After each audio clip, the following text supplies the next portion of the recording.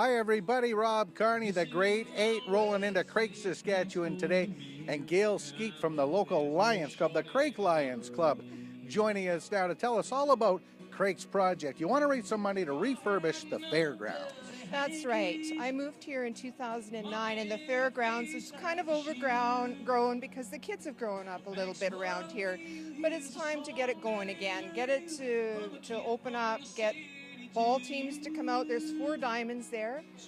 On July 2nd, we had our family fun day there. And we had 10 bands all through the day. We built a stage, we had a concession, we had dunk tanks, and it was so much fun. We really want to put some money back into that area and liven it up.